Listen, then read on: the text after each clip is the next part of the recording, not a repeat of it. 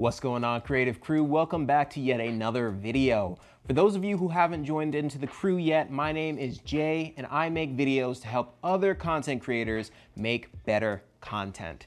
So if you clicked on this video, you're either looking for one of two things: to look at my ugly face all day, or you want to figure out how to make your microphone sound better. So that is exactly what we are going to talk about today.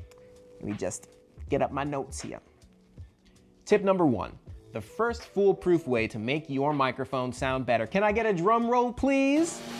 Thank you, is to simply, would you stop? Stop! What I keep you around here for is to simply bring your microphone closer to your mouth. As close as possible. Understand that a microphone is not a telephoto lens. It is not meant to be used from a far distance, and it sounds the best when you can get it as close as possible. This is because a microphone, all it does is it essentially transforms sound energy to electrical energy. The closer that microphone is, the more full that frequency response is going to be, making your voice sound more, number one, true to life, but also number two, it's going to make it sound warmer and have more bass in your voice. If you have that microphone farther away, it might still capture it, but there's also going to be a lot of noise and it's going to sound more tinny. The second thing that you can do is simply speak off axis to the microphone. Every single microphone has a diaphragm, and it's either on the top, a top address microphone, or on the side, a side address microphone. So speaking off axis to the microphone is going to help with two things. Number one, it's going to help to mitigate some of the sibilants, which are those popping s and z sounds that you're going to get from the high frequencies being overhyped. And number two, it's also going to help get rid of some of those plosives from the actual wind coming out of your mouth, hitting the capsule of the microphone. In order to do this, all you need to do is, let's say the diaphragm, this is a top address microphone. So flip that around. I'm speaking into the top of the microphone here, and it's directly in front of me. All you need to do is slowly move that microphone about 10, 15 degrees off of center, so off of your mouth. Obviously, still point the actual microphone towards your mouth.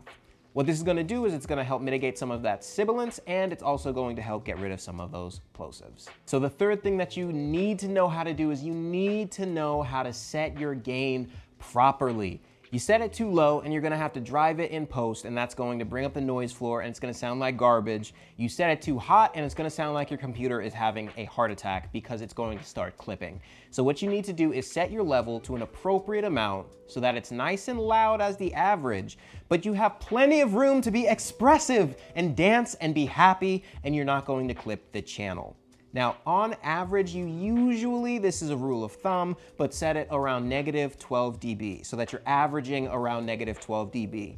What you're gonna see is that this is going to give you enough headroom so that you can really get animated and you won't clip that channel. Now, if you're someone like an actor or a musician and you get extremely loud, you might wanna set it down to like -10 dB. And what you're gonna see here is it's gonna give you even more headroom to be even more animated and get even louder.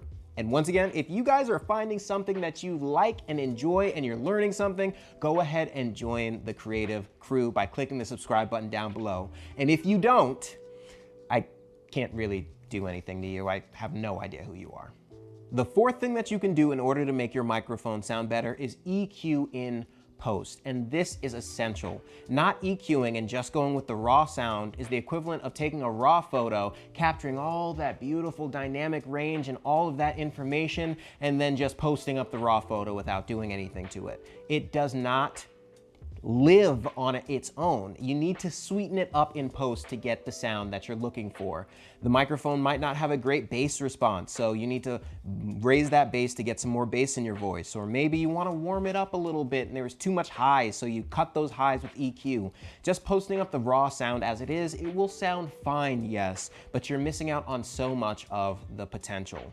And the fifth thing that you can do, and I know this isn't specifically about one microphone, but you need to test different microphones to see which ones work best with your voice. Understand that all microphones are made differently. Some of them work better with bass, some of them enhance and hype up the mids a little bit more, some of them have a nice high roll off, and some of them just sound harsh. You need to figure out which microphone sounds the best with your voice. They're not all made equally. And if you're looking for a video on the best microphone for YouTube, I'm gonna be making something in the future with that exact same title. So maybe you click on that subscribe button down below to stay informed about that. But those are the 5 ways that you can make your microphone sound better. If you enjoyed this, click that like button, click subscribe to join the creative crew, and I'll catch you guys in the next video.